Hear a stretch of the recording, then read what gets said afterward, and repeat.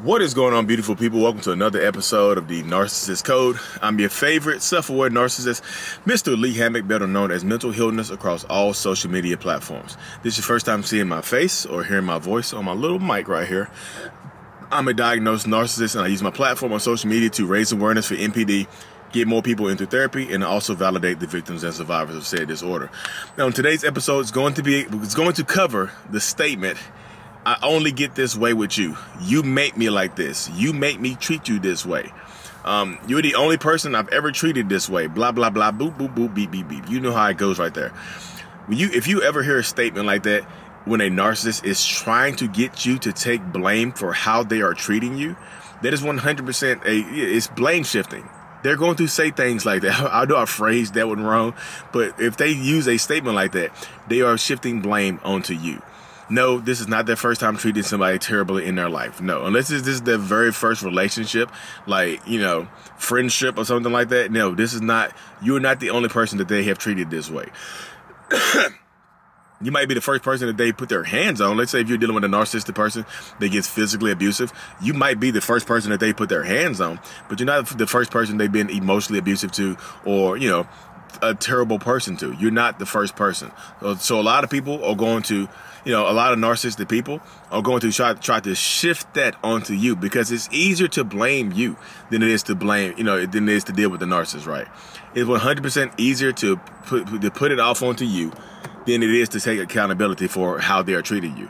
Because narcissistic people, to narcissists, accountability is kryptonite. Being accountable for our actions actually hurts. You know what I mean?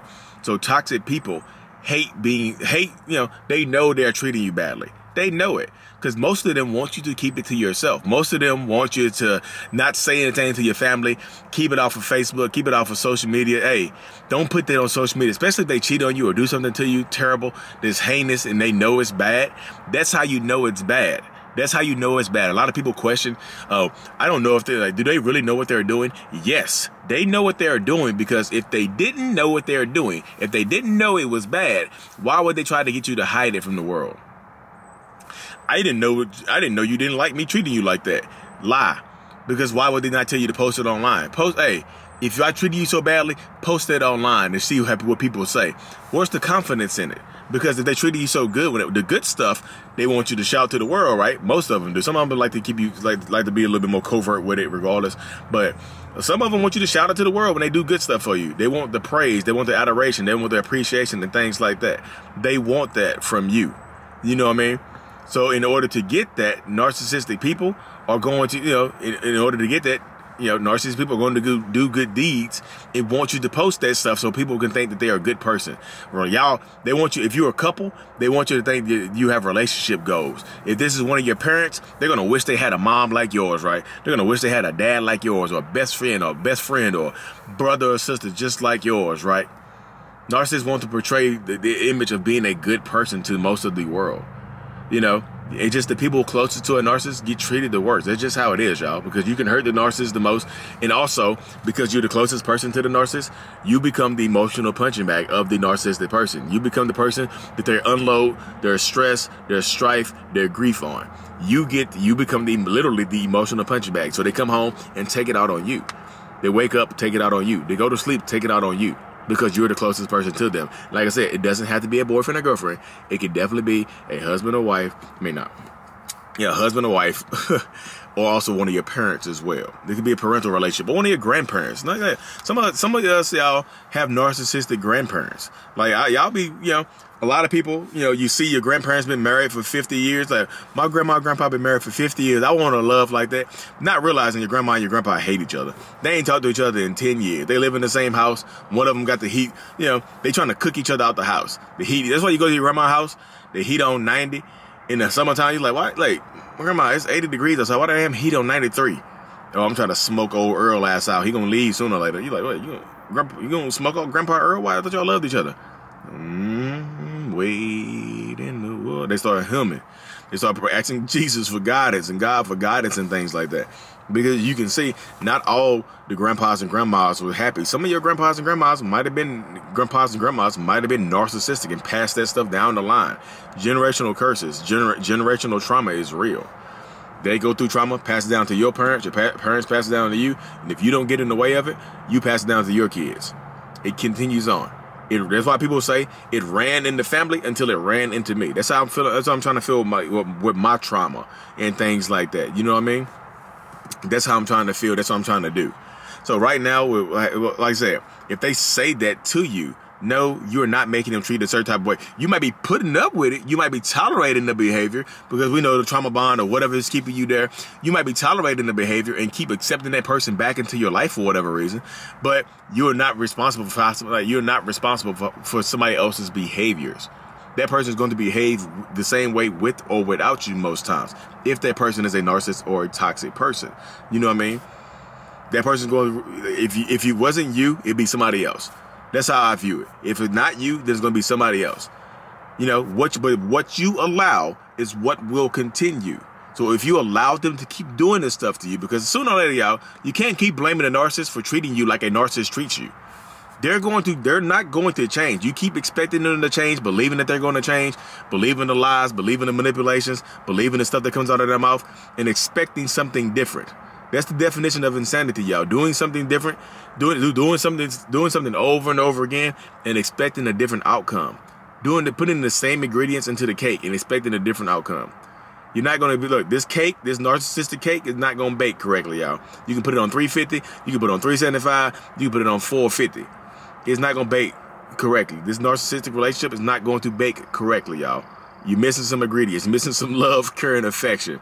Y'all just putting, y'all putting, like, instead of sugar, you're putting in sucralose or something like that. What's that? Splenda. You're putting Splenda in your cake, trying to make it healthier. It's a substitute. Narcissistic love is a substitute for real love, continual love. Does it feel the same at first? Yeah, it might feel more intense at first.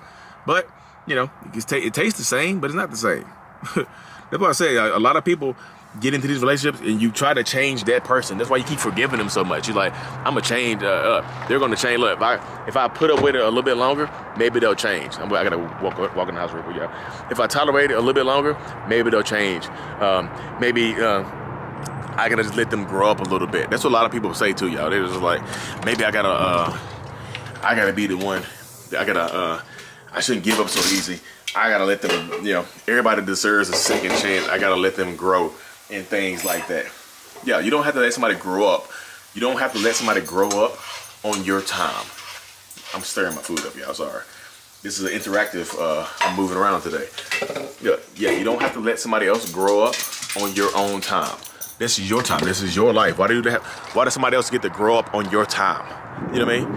You don't have to allow that. But what you allow is what will continue. Because you keep building these broken, you keep trying to heal these broken men and women. You keep trying to heal these broken men and women, and look what you get. You know what I mean? You keep trying to heal these broken men and broken women, and you end up breaking yourself. You end up giving so much of yourself up to this person that you eventually lose yourself, lose your identity, and absolutely lose who you are. You know what I mean? Narcissistic people, toxic people are not going to change. They're going to blame you for how they are treating you. I'm yelling at you because this is the only way you listen. I'm putting my hands on you because this is the only way you listen. You made me hit. You get me so mad. That's why I had to hit you. That's why I use my fists instead of my words, because you get me so mad. I only get this mad with you. You're the only person who pushes my buttons like this. They're going to continue to blame you. The longer you stay around, the more blame you accept in their minds. The longer you stay in this relationship, the more you forgive them, the more you put up with, the more blame you are accepting. That's just a simple fact with a narcissist. I'm not saying you're responsible for how they're treating you. I'm saying the longer that you stay with this person, in the narcissist's mind, the more blame you are accepting. Is it not true? You know what I mean? If this is not true, then the opposite must be true. Because you could leave. If I was treating you so terribly, why don't you just leave, right? So I must not be treating you terribly because you don't leave. Got it. That's how simplistic it is, y'all. There's no black and white when you're dealing with narcissistic people. I mean, there's no gray area. It's black and white thinking. If one thing is not true, then the opposite must be true. If the answer is not yes, then it automatically must be no. There's no maybe. There's no sometimes. black and white thinking, logic. You have a lot of people try to use, a lot of narcissistic people use logic. But like I said, what you allow is what will continue. As long as you're gonna stick around through this, they're not going to change a bit, y'all. They're gonna put this way. And I know a lot of people are just like, I just want to hold on a little longer because I don't want them to treat somebody else the same way. I don't want them to treat somebody else better. I don't want to let go right when they're about to change. How much more time are you willing to give somebody else, y'all? How much more of your life are you willing to dedicate to the possibility of somebody else changing for you? How much more time you got? How much trauma do you got? How much more trauma do you have to experience until you realize that this ain't it? How much? And if you're a narcissistic person, listen to this. How much more trauma are you gonna put somebody through? Oh, as much as they're willing to tolerate, Lee. It can't be that bad if they're still here, right? There you go. There's the mindset. That's the mindset, y'all. But let me cut this thing short. I gotta go cook. That food's gonna burn. My wife is gonna come out there and just like, why you burning that here, baby? Sleep. I already know, y'all. But April 6th, y'all, coming up, April 6th, 7 p.m. Eastern Standard Time. The live webinar is still on. It's going to be on and popping. There's just a few seats left for it because the Zoom room can only accommodate so many people. So I think there's a few more slots left. Like, look in the description of the link, the description for the link to the live webinar. Again, April 6th, 7 p.m. Eastern Standard Time. 2 self-aware narcissists, 2 therapists, counselors, and 2 survivors, coaches as well. Anyways, y'all, stay tuned. Like and subscribe for more. Mental Illness is up. Peace.